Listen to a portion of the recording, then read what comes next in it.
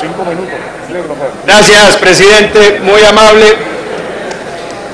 Yo quisiera un poquito de paciencia, porque yo vengo a hablar también y a hacer una serie de denuncias muy graves respecto del trámite administrativo que se ha surtido, por ejemplo, en la Superintendencia de Industria y Comercio bajo el doctor Pablo Felipe Robledo. Y yo quiero explicarle aquí al país la manera como se surtió básicamente esa actuación y los muy graves efectos que eso va a tener para Colombia debido a las demandas internacionales que eso básicamente está produciendo.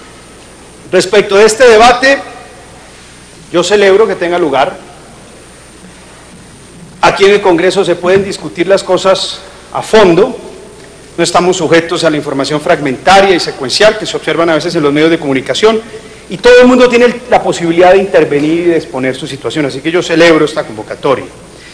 En términos generales, debo señalar que me ha sorprendido y me ha impactado algo en las tres intervenciones de los citantes, el doctor Petro, la doctora Angélica Robledo, el doctor Angélica Lozano y el doctor Robledo, es que casi todas las intervenciones se terminan ciñendo a una sola causa originadora, como si el tema de Odebrecht, que es profundamente complejo, tuviera un solo origen o una sola causa, y esa fuera básicamente un asunto relativo al fiscal general de la Nación. Todo llega al fiscal básicamente en estas intervenciones, y yo no creo que ningún asunto de esta complejidad pueda ser reducido en sí a un solo origen explicativo. Hay mucha complejidad en esto y muchos matices. Vi muchas insinuaciones, algunos refritos, y ustedes saben que la insinuación en sí no significa nada. El problema es que la insinuación repetida en ráfaga genera una disonancia cognitiva, que es básicamente sembrar la duda. Nadie sabe por qué, pero se siembra la duda.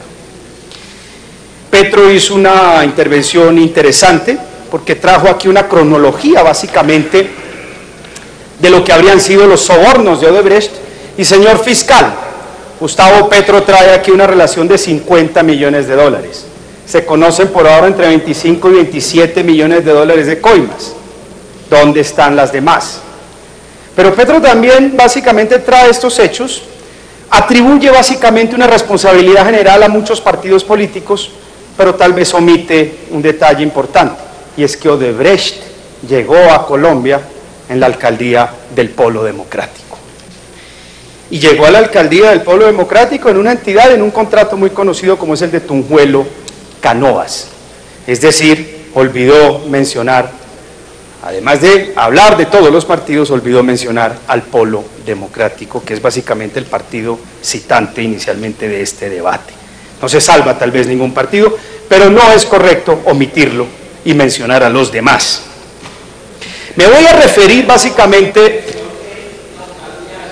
¿qué fue el Polo Democrático? Me voy a referir básicamente en esta intervención a las actuaciones de las autoridades públicas en Colombia desde que se conoció básicamente el alcance global de la corrupción de Odebrecht, es decir, desde el indictment, es decir, desde la acusación que hizo la justicia de los Estados Unidos, que fue básicamente en el mes de diciembre de 2016. Si ustedes observan, este es un caso en sí de connotación global relativamente reciente, va a cumplir 2 años ahorita a principios de enero. Y respecto de estas actuaciones de las autoridades, vamos a hacer un paralelo entre lo que ha hecho la Fiscalía, entre lo que se hizo en la rama judicial con una acción judicial, una acción popular presentada por la Procuraduría General, y lo que se ha actuado básicamente en sede administrativa de la Superintendencia de Industria y Comercio. Algunas actuaciones han sido acertadas, otras han sido supremamente lesivas para el país, y me quiero referir a ese punto. Esta presentación la voy a hacer en 3 partes. En una primera, me voy a permitir hacerles unas explicaciones muy puntuales al público en general sobre 3 figuras jurídicas que debemos conocer bien para entender el alcance de este debate, el alcance también de estas medidas, que son básicamente la caducidad, la terminación del contrato y la nulidad de un contrato. En una segunda parte voy a referirme ya a lo que ha dicho la Fiscalía, lo que se logró y lo que se obtuvo con esa acción popular presentada por la Procuraduría, y básicamente el resultado de la actuación por competencia desleal en la Superintendencia de Industria y Comercio, y en una tercera parte voy a hacer unas conclusiones. Rápidamente, estimados colegas, ¿qué es en sí? Continúe, senador. Gracias. La caducidad básicamente es una sanción, y es una sanción administrativa. Es una sanción básicamente que se impone ante el incumplimiento por parte del contratista de una de sus obligaciones, que afecte de manera grave y directa la ejecución del contrato. Ojo con esto. ¿Cuáles son los efectos de la caducidad? No habrá lugar a indemnización alguna para el contratista. El contratista se hará acreedor de sanciones e inhabilidades, una inhabilidad de 5 años, y será constitutivo de siniestro e incumplimiento, es decir, pierde absolutamente la posibilidad de continuar los contratos que tenga. Es una sanción durísima, de la cual generalmente no se levantan los contratistas y nunca podrán solicitar indemnización del Estado. ¿Qué es la nulidad básicamente de un contrato? Primero que todo, es decretada por autoridad judicial. Autoridad administrativa no puede decretar de ninguna manera una nulidad. Y según figura, por violación al régimen de prohibiciones legales, se declaran nulos los actos administrativos en que se fundamenten o se celebra el contrato con abuso o desviación de poder. Ojo con esto. ¿Cuál es el efecto de una nulidad? Allí el contratista, el que se declara nulo el contrato, tiene derecho a que se le pague, ojo con esto, a que se le pague el beneficio o el monto del beneficio que la entidad estatal hubiera obtenido. Si logró el contratista construir X monto de obra, se le pagará básicamente por ese monto de obra entregado. Esto es mucho menos grave, por supuesto, que la caducidad, porque la nulidad en sí no es una sanción. El derecho civil colombiano no establece o no conoce el derecho punitivo, el daño punitivo, como lo es el derecho civil anglosajón. Y la tercera figura, la que le pido a ustedes atención, es la terminación unilateral del contrato estatal, que se da por exigencias del servicio público, por muerte o incapacidad del contratista, por declaración de quiebra. Y ojo con los efectos. Los efectos aquí es que al contratista le reconocen indemnizaciones. Es decir, en la nulidad hay restitución y aquí sí puede el señor solicitar indemnización del Estado. En la caducidad no puede. Ahora miremos la segunda parte de esta intervención después de estas explicaciones. ¿Cuáles han sido las actuaciones de las autoridades? Primero, ¿qué ha hecho la Fiscalía General de la Nación? Una vez se conoció el indictment, es decir, la acusación en los Estados Unidos, eso fue en diciembre de 2016, inmediatamente en enero de 2017, la Fiscalía captura a Gabriel García Morales y dicta orden de captura inmediatamente a los gerentes brasileños que se van del país anticipándose a la medida. El 25 de julio de 2017, 6 meses después, el fiscal anuncia que además de los 11,5 millones de dólares que fueron declarados en los Estados Unidos por actuación e investigación de la Fiscalía General, y yo por eso creo que debemos ceñirnos a los hechos, se determinaron que no fueron 11, sino que fueron 60.000. Es decir, la Fiscalía investigó y encontró que más allá de lo que determinó la justicia norteamericana, habían básicamente casi el doble en coimas, y eso en apenas 6 meses. Y detectó inmediatamente esas empresas ficticias. Indiciados están la empresa Torrosa, RGQ o Grupo Mundial de Ingenieros. Indiciados es, como se ha explicado, que existe investigación penal. Y respecto de otras 3, ya hay capturas: Grupo Sion, Consultores Unidos o Profesionales de Bolsa. Y inmediatamente, el 23 de agosto de 2017, hubo la captura, básicamente, de la cabeza de Corfi colombiano. Estas han sido las actuaciones de la Fiscalía General en el año de 2017. Siguiente diapositiva, por favor. Miren ustedes el recorte de prensa que dice El Espectador que efectivamente la Fiscalía encontró que los sobornos no es lo que dijo la autoridad norteamericana, sino que dobla en ese momento. Estamos hablando de 65.000 millones de pesos. Miremos ahorita la acción popular que fue presentada por la Procuraduría General de la Nación, y yo quiero, porque aquí encuentro yo que la cosa empieza a enrarecerse. La acción popular que se presentó a principios de enero tenía, miren ustedes, el siguiente propósito: solicitar medidas cautelares para proteger el contrato de la Ruta del Sol, pero el objeto de dicha medida cautelar y de dicha acción popular no fue en ningún momento exigirle a la autoridad administrativa, a la ANI, la caducidad. ¿Por qué no pidieron la caducidad y por qué la Procuraduría no intervino a solicitarle al director de la ANI la caducidad del contrato? Y sí la nulidad.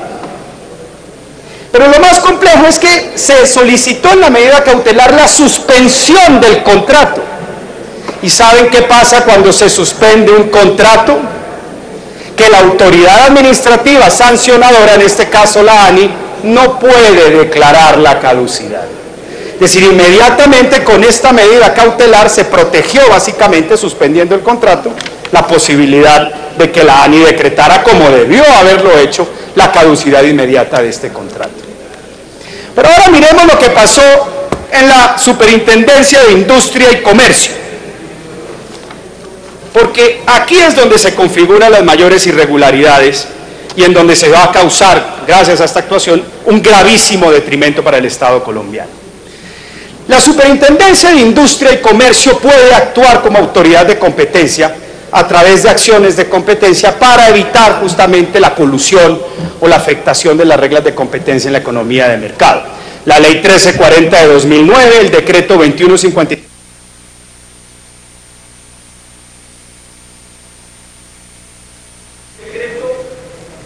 Para terminar, senador.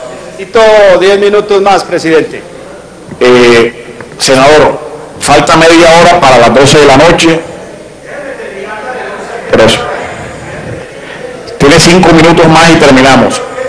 No puede porque ya los demás intervinientes quieren... Presidente, estamos hablando de 1.300 millones de dólares, monto por el cual han demandado a Colombia. Yo sé que hay gente que no quiere que hable de esto, pero lo vamos a mencionar. Como autoridad de competencia, la SIC inició una acción básicamente para revisar el caso.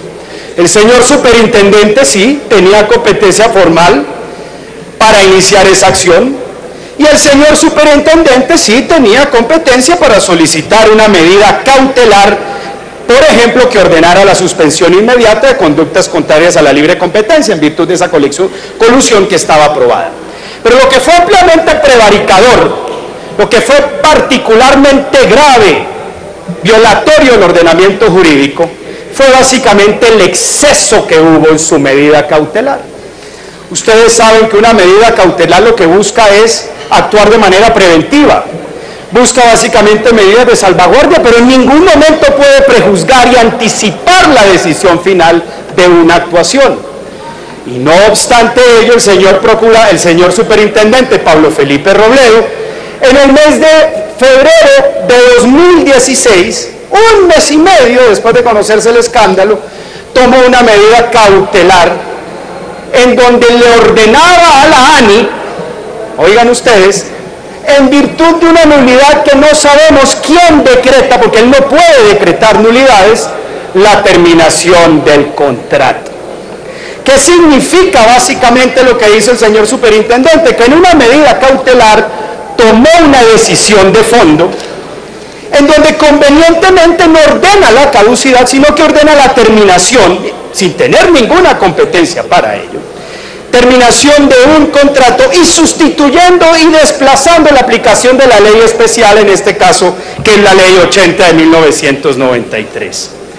Dice el señor superintendente en su decisión que el contrato sufre de una nulidad. Yo no sé en dónde estudió obligaciones o teoría del negocio jurídico el señor superintendente para decir que padece como si sufriera de una enfermedad, de una nulidad que solo puede ser decretada por el juez y convenientemente para el señor de Odebrecht les ordena que les termine el contrato. Esto fue un prevaricato muy claro, porque además el decreto 2153 de 1992 circunscribe las medidas cautelares básicamente de tal manera que no enerven ni afecten en la decisión final de esa actuación administrativa. En consecuencia, gracias a esa terminación, que dócilmente, y en esto debe haber investigación, yo tengo el mejor concepto del doctor Luis Fernando Andrade, pero yo no entiendo cómo dócilmente él acepta esta disposición básicamente del señor superintendente, y en lugar de cumplir con su deber y decretar la caducidad de este contrato, protegiendo así al Estado colombiano de restituciones y de indemnizaciones millonarias, termina, en virtud de una nulidad improcedente, ilegal, decretada por la superintendencia, terminando el contrato. Entonces, y yo quiero que ustedes observen acá básicamente las consecuencias de esa terminación del contrato por parte del doctor Andrade y por parte básicamente de la Superintendencia de Industria y Comercio. Póngame la diapositiva con los recortes de prensa, por favor, con las demandas que tiene hoy el país. Miren, Odebrecht demanda al gobierno de Colombia por presunta expropiación ilegal. Siguiente. Odebrecht demandó a Colombia, la empresa dice que no es indemnización sino reconocimiento. Siguiente. Odebrecht demanda a Colombia por 1.300 millones de dólares. El doble de lo que le ofreció el presidente Duque a las universidades públicas en los próximos 4 años. ¿Por qué? Porque el señor superintendente, abusando de su autoridad, prefirió proteger el patrimonio de Odebrecht y no el patrimonio de los colombianos. Y en una medida cautelar, aquella decisión o aquella actuación de competencia del señor superintendente ni siquiera ha terminado, apenas dictó o ordenó pliego de cargos contra la empresa. Les va a cobrar una multa de $50.000. ¡Oh, qué multa! Y saldrá como un héroe, alzado en hombros, cuando a Colombia nos van a sacar 1.300 millones de dólares. Y lo peor es que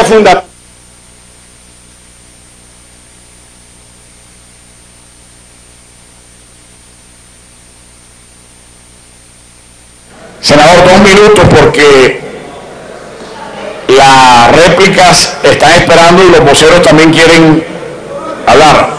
Si había lugar a la caducidad, bastaba con tomar la aceptación de cargos del señor,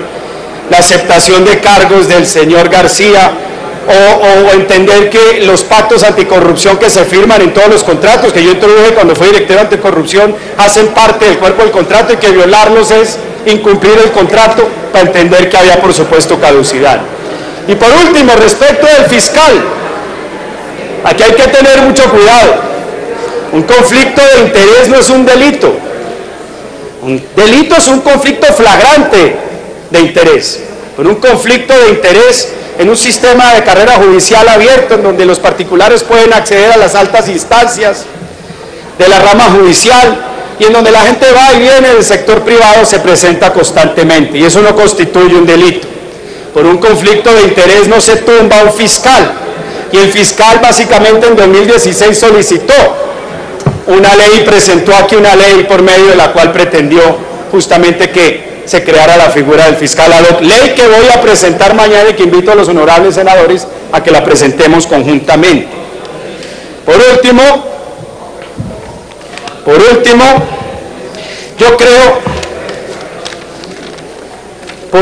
yo sí creo que se debe proceder al nombramiento de ese fiscal ad hoc, ojalá con esta ley. Y yo creo que aquí hay que preguntar también a quién le sirve la renuncia del fiscal o tumbar al fiscal. Es un trofeo político para unos, pero no olvidemos que hay mucha gente pescando en río revuelto, hay mucha gente.